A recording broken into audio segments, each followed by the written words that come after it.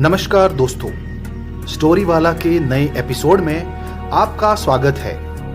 आप सुन रहे हैं शहीद आजम सरदार भगत सिंह की कहानी का 20वां एपिसोड। भगत सिंह, सुखदेव राजगुरु और चंद्रशेखर आजाद ने मिलकर पूरे योजनाबद्ध तरीके से लाला लाजपत राय की हत्या का बदला ले लिया था, लेकिन लालाजी के हत्यारे जेम्स स्कॉट की जगह कोई दूसरा ही फिरंगी अफसर क्रांतिकारियों के हाथों मारा गया था।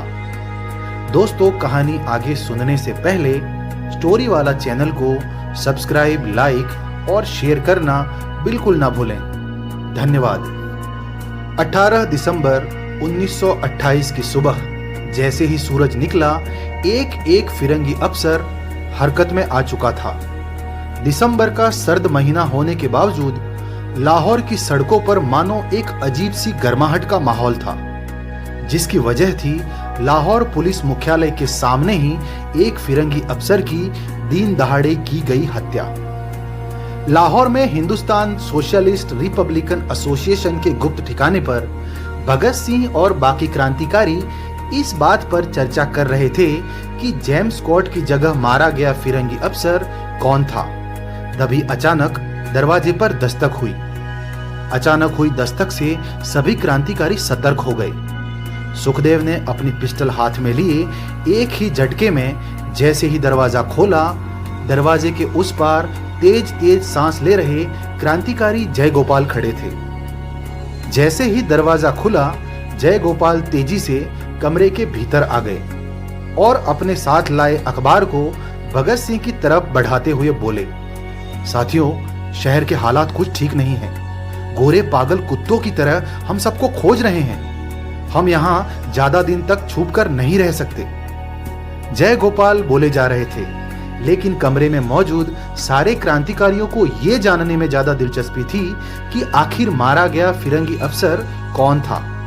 तभी अखबार को समेटते हुए कमरे में भगत सिंह की आवाज गूंजी, जॉन सैंडर्स। हमने जिस फिरंगी को मारा उसका नाम जॉन सैंडर्स था। इतना कहने के बाद भगत सिंह ने अखबार चंद्रशेखर आजाद की तरफ बढ़ा दिया। आजाद ने अखबार के मुखपत्र पर छपी हेडलाइन पर नजरें घुमाई, जिस पर लिखा था, अज्ञात हमलावरों ने assistant police superintendent John Sanders की हत्या कर दी। अखबार में चंद्रशेखर आजाद के हाथों मारे गए हिंदुस्तानी पुलिस कांस्टेबल चानन सिंह के नाम का भी जिक्र था। अखबार पढ़ने के बाद भगत सिंह के चेहरे के हाव भाव देखकर चंद्रशेखर आजाद ताड़ चुके थे कि जेम्स स्कॉट की जगह सैंडर्स का मारा जाना भगत सिंह को सही नहीं लग रहा था। चंद्रशेखर आजाद ने भगत सिंह को समझाया कि उन्हें सैंडर्स की मौत का अफसोस नहीं करना चाहिए। दूसरी तरफ लाहौर के चप्पे चप्पे पर फिरंगी पुलिस खोजी कुत्तों की तरह सैंडर्स के कातिलों को ढूंढ रही थी। सारे क्रांतिकारी इस सोच में थे कि अगर ज्यादा दिन तक लाहौर में रहे तो एक ना एक दिन फिरंगी उन्हें पकड़ ही लेंगे। इस परेशानी का हल निकालते हुए चंद्रशेखर आजाद ने क्रांतिकारियों को आदेश देते हुए कहा, जितना जल्दी हो सके सब लाहौर छोड़ दो और किसी तरह यहां से फिरोजपुर पहुंच जाओ। यहां ज्यादा दिन तक रहना अब सही नहीं है। चंद्रशेखर आजाद की बात सुनकर राजगुरु ने कहा, लेकिन पंडित जी, फिरोजपुर जाकर हम करेंगे क्या? और वहां सर छुपाने के लिए जगह है भी या नहीं? चंद्रशेखर आजाद ने मुस्कुराते हुए जवाब दिया, फिक्र ना करो राजगुरु, फिरोजपुर के तूड़ी बाजार में हमारे एक क्रांतिकारी साथी की पुरानी इमारत है जो सालों से खाली पड़ी है। अगर किसी तरह हम सब फिरोजपुर पहुंच जाते हैं तो ये गोरे हम में से किसी को भी खोज नहीं पाएंगे। आखिर एक दिन मौका देखकर सारे क्रांतिकारी अलग अलग रास्तों से एक एक कर लाहौर से फिरोजपुर पहुंच गए। जैसा कि आजाद ने कहा था, फिरोजपुर के तूड़ी बाजार में एक पुरानी इमारत में क्रांतिकारी मिलकर रहने लगे। लेकिन कुछ ही दिनों बाद लाहौर से एक खबर आई। खबर यह थी कि सैंडर्स को मारने वाले क्रांतिकारियों में से फिरंगी पुलिस को कोई सुराग नहीं मिला था, लेकिन इकलौते भगत सिंह पर फिरंगियों को पहले से ही शक था। फिरंगियों की तरफ से दबी जबान में यह भी शक जताया जा रहा था कि हो ना हो पुलिस अफसर सैंडर्स को मारने में भगत सिंह का ही हाथ था। जैसे ही ये खबर क्रांतिकारियों तक पहुंची, सारे क्रांतिकारी चौकन्ने हो गए और इसी बात का हल निकालने के लिए क्रांतिकारियों ने बैठक बुलाई। काफी विचार विमर्श के बाद ये फैसला लिया गया कि भगत सिंह को अपने बाल और दाढ़ी काटने होंगे, क्योंकि एक सिख होने की वजह से भगत सिंह आसानी से पहचाने और पकड़े जा सकते थे। जैसे ही ये फैसला लिया गया, वहां मौजूद सारे क्रांतिकारी भगत सिंह की तरफ ऐसे देख रहे थे मानो अभी भगत अपने बाल और दाढ़ी मुंडवाने से इनकार कर देंगे।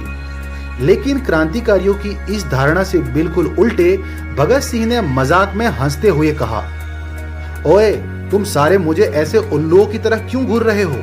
ये बताओ कि मेरे बाल और दाढ़ी काटेगा कौन? पहले ही बोल देता हूं, मैं किसी हजाम को अपने बाल और दाढ़ी पर कैंची नहीं चलाने दूंगा। भगत सिंह का इतना कहना था कि सुखदेव उछलकर भगत सिंह के पास पहुंच गए और भगत सिंह की दाढ़ी पर मस्ती से हाथ फेरते हुए बोले, अरे चिंता ना कर सरदार, तेरा ये यार तेरे लिए हजाम भी बनने के लिए तैयार है। तेरा होलिया ऐसा बदल दूंगा कि साले फिरंगी तुझे पहचानना तो दूर, देखकर ही सलाम ठोकेंगे। सुखदेव की बात पर पूरे कमरे में क्रांतिकारियों के हंसने की आवाजें गूंज उठी। आखिरकार 7 जनवरी 1929 को सुबह सुखदेव ने फिरोजपुर के तुड़ी बाजार के उसी पुराने मकान में भगत सिंह के बाल और दाढ़ी काट दिए। बाल और दाढ़ी काटने के बाद जैसे ही सरदार भगत सिंह को उनके क्रांतिकारी साथियों ने देखा, किसी को यकीन नहीं हो रहा था कि उनके सामने खड़ा शख्स सचमुच भगत सिंह ही है। दोस्तों, कहानी में अब आगे क्या होगा? क्या भगत सिंह का दाढ़ी और बाल कटवाने का फैसला सही था? क्या अपना हुलिया बदल लेने के बाद भगत सिंह फिरंगी पुलिस से ज्यादा दिनों तक बचे रह पाएंगे? सैंडर्स की हत्या के बाद फिरोजपुर पहुंचे क्रांतिकारियों की अगली योजना क्या होगी? ये जानने के लिए आप बने रहें मेरे यानी स्टोरी वाला के साथ और सुनना ना भूलें हिंदुस्तान की आजादी की खातिर हंसते हंसते फांसी के फंदे पर झूल जाने वाले शहीद आजम सरदार भगत सिंह की कहानी का अगला एपिसोड। जय हिंद।